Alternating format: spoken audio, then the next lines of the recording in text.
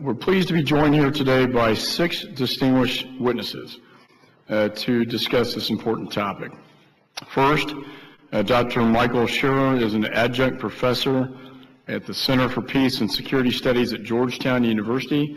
Dr. Scheuer recently concluded a 22-year career with the CIA, where there Dr. Scheuer held multiple positions, including senior advisor for the Osama bin Laden Department. We're very pleased to have you and honored, sir. Next. In the Muslim world. And I would certainly, if I was in charge, change many of the policies we have. But it's more important that we in this country become adults. Nothing a person does in his life doesn't have a counter reaction. Does our foreign policy cause this war? Not a chance. The people who attacked us caused this war. Does our foreign policy motivate these people? Absolutely. Sir, if you're going to tell the American people they're fighting a war against a bunch of deranged, nihilist, fanatic extremists, we're going to be fighting a war that it's constantly going to surprise the American people about the costs of what they're doing. If we come to a place where we can have a discussion that says supporting Israel is essential to the U.S. security, supporting Saudi Arabia is important, vital to U.S. security, having U.S. troops in Muslim countries is vital to U.S. security, fine. But also tell the American people that costs come with that. Right now, we've spent 17 years in this war, and the American people still think we're fighting a bunch of long-haired, bearded, goat-eating madmen. And we're at a terrible disadvantage that we impose on ourselves, sir. And I would finish too long a statement by simply saying that we must stop the idiocy of democracy spreading. If you want to fight forever, keep trying to impose women's rights, secularism, the paganism of American culture, contemporary culture, on a religious civilization, sir. Yeah, and I'll take to make a comment. Professor Scheuer, I've known you over the years, but I have to take sharp disagreement with your position about our support of Israel. I believe it is essential that the United States, for our security, continue to support Israel. I believe that if we back away from Israel or Jordan, for instance, using those countries, Morocco, as examples, that Al-Qaeda will find some other excuse. I mean, we can find any number of reasons.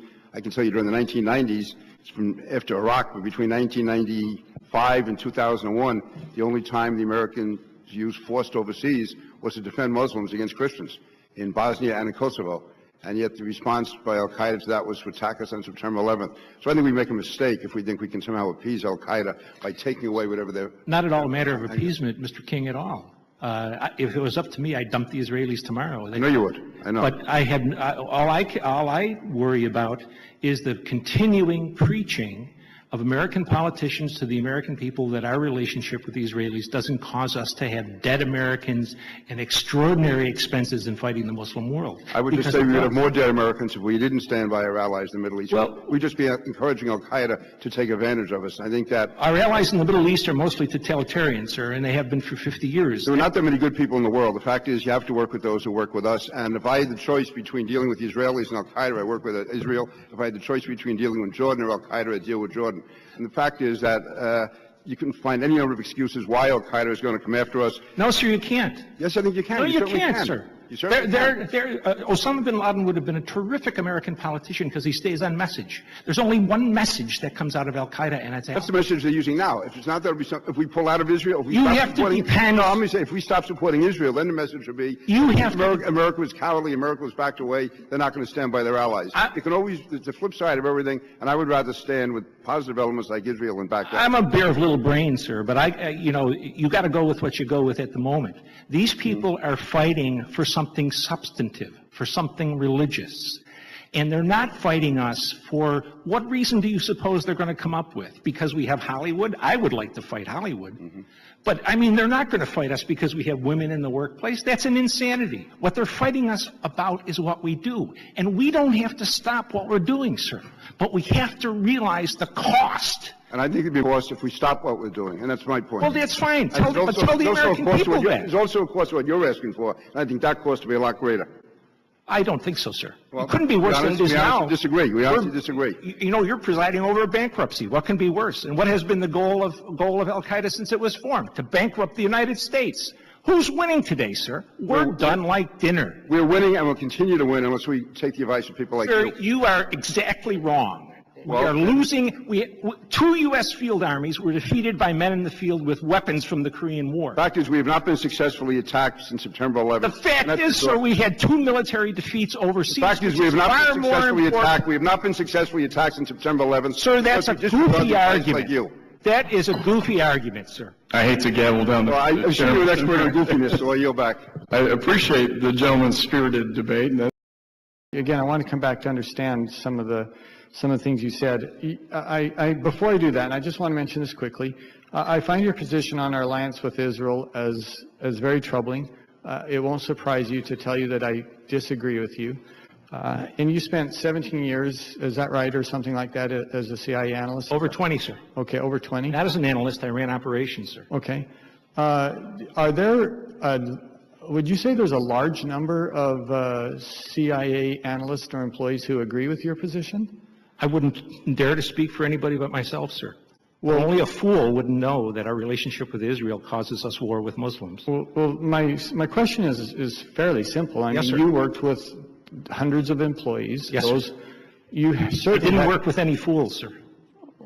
You certainly had conversations with many of them. I'm asking for your opinion of, are there a large number who agree with you on this? I'm not a McCarthyite, sir. I'm not going to say anything about that to you, sir. Okay, well, I'm going to take that as non-responsive because it's a fairly simple question, and I don't think... Fairly none of your business about what my conversations with other people are about, sir. I'm not asking for specifics of those conversations. I'm asking for your opinion of your experience where there are a large number that agreed with you. That's a fairly simple question, hardly intrusive. Very intrusive from my perspective, sir. Well, okay, well, you can have your perspective. Thank you, I think sir. Others can evaluate whether you're being agreeable or disagreeable. I'm being disagreeable on this because yes, none you of your certainly business, are. sir. Yes, sir. Yes, sir. Now let me move on then. I would like you to explain very quickly, if you can, what you think the primary motivators are for Islamic jihadism. First, our support for the Israelis. Okay, that's your Second, number. That's your. No, there are 6. Okay, put them in order if you could. Our support for tyranny for over 50 years in the Muslim world. Okay. As a trigger, our presence on the Arab Peninsula. Third, I would put the Israelis rising. Fourth, our ability for a long time to get oil at prices that were very much below the market level. Fifth, our presence, military presence in other countries in the Muslim world. And sixth, our abiding willingness to identify as terrorist any Muslim population that one of our allies dislikes, whether it's the Russians or the Chinese. Okay, those 6 things, sir. I appreciate that. And let me say, and then I'm going to move on to other witnesses. I was an Air Force officer for 14 years. I have spent significant time with many people from that region, and it is astounding to me that you don't put in the top 6 what I know to be true. And that is they are motivated, many of them are motivated by their absolute hatred of the United States and what we represent, whether it's freedom, whether it's democracy, whether it's women's rights.